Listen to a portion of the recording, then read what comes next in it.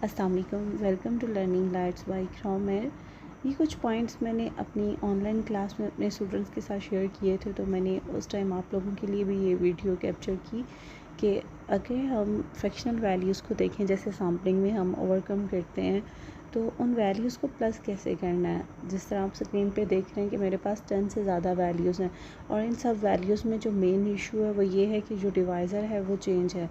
इस पे हम ये भी रूल नहीं लगा सकते कि न्यूमिनेटर्स को पहले प्रेस कर दें, और अगर कांस्टेंट डिवाइज़र होता तो डिवाइज़र में वो वैल्यूज़ लिख देते। में भी है। तो इस सूरत में इसे की 2 ऑप्शंस हैं, या तो आप ये वाली फ्रैक्शन यूज़ करो, और अहमद आई थिंक सो आपने ये फ्रैक्शन लगा के इन सबको प्लस किया ना? लाइक 0/72 लिखते थे और फिर प्लस का साइन यहाँ पे प्लग करते थे, फिर ये लगाते थे और फिर 4/72 लिखते थे।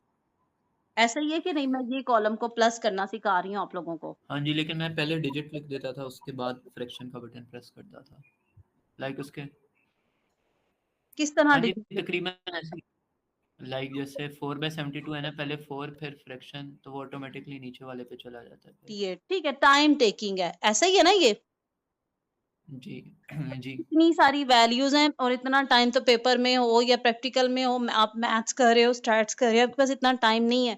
तो कैलकुलेटर हमें ना एक ऑप्शन प्रोवाइड करता है, उसके लिए भी अगेन कभी भी कैलकुलेटर को यूज़ करने लगे आप लगे बहुत सेंसिटिव वर्क है, इवन दो मेरा कैलकुलेटर क्लियर होता भी है, तो मुझे ऐसी आदत पड़ गई है, मैं जब तक उसकी मेमोरी रिफ्रेश ना करूँ ना, अब आपको पता चलेगा कि हम क्यों मेमोरी क्लियर कर रहे थे। बार-बार मैंने आपके सामने ये सेटअप यूज़ किया, सारी मेमोरी क्लियर करके इक्वल दबा देते थे। अब ये जो कैलकुलेटर पे मेमोरी का ऑप्शन है ना, मेमोरी क्या करती है, अपने अंदर वैल्यू स्टोर करती है, और ये इन स्टोर्ड वैल्यू का जस्ट आपको जो है ना सिग्मा दिखाती है, मींस प्लस फॉर्म दिखाती है, सम दिखाती है। अब मैं क्या करती हूँ, मैं one by one in values को कैलकुलेटर में फीड करती हूँ। मेमोरी मेरे पास क्लियर है, मैं लिखूंगी 0/72। जैसे ही मैं ये लिखूंगी, अब मुझे ना तो फ्रैक्शन लिखना पड़ा और ना मुझे कुछ और करना पड़ा।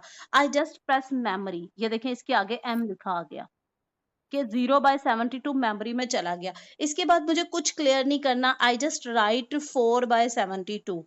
4/72 अगेन मेमोरी का बटन प्रेस कर दिया, देन आई राइट 4/288, फिर मेमोरी का बटन प्रेस किया, यहाँ तक हम आ गए। देन 12/264, 12/648, सॉरी, यहाँ पे ये भी प्लस कर दिया और मेमोरी का बटन दबा दिया।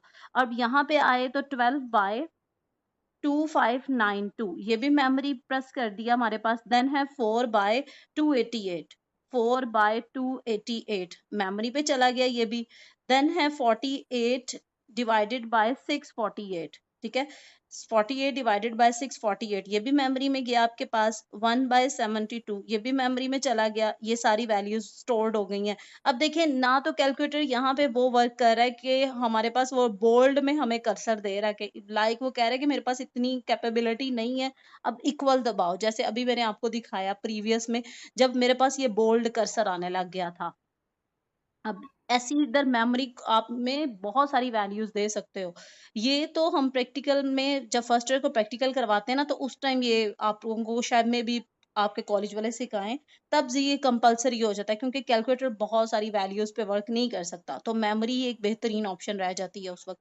तो 12/648, और ये भी मेमोरी में चला गया आपके पास। देन 12/2592, ये भी मेमोरी में गया आपके पास। देन 3/648, ये भी मेमोरी में चला गया। ठीक है, सारी वैल्यूज जब मेमोरी में चली गई, आप देख रहे हैं ना, तो मैंने एसी दबाया ना मैंने कुछ और प्रेस किया, हम लोगों ने जस्ट वैल्यूज एंटर की हैं, उस वैल्यू के आगे एम लिखा आता था जैसे ही हम मेमोरी में उसे एंटर करते थे। इसके बाद आपने एसी से कैलकुलेटर को क्लियर कर देना है। अब मुझे सारी मेमोरी चाहिए, लाइक मेमोरी में प्लस होता है, याद रखिएगा, मेमोरी में प्लस के अलावा कुछ और इस कैलकुलेटर में फंक्शन नहीं है। आप इससे हैवीएस्ट कैलकुलेटर यूज करोगे तो मे बी उसमें और सारे फंक्शंस भी हों। हमने क्या करना है, ये अल्फा का बटन लिखा है, ए के साथ ये एम को प्रेस करना है, तो ये कैपिटल एम लिखा आ रहा है स्क्रीन पे। जैसे ही आप इसे प्रेस करोगे ना, तो देखें 2/9 इज ऑप्शन, यही था ना अहमद आपके पास आंसर? जी मिस। तो ये ज्यादा कन्वीनियंट वे था जिसमें मैं फ्रैक्शन यूज कर रही हूँ, या मेमोरी ज्यादा कन्वीनियंट वे है? जो भी आपको जैसा इजी लगे, आप लोग उस तरह स्मार्टली कैलकुलेटर को यूज कर सकते हो।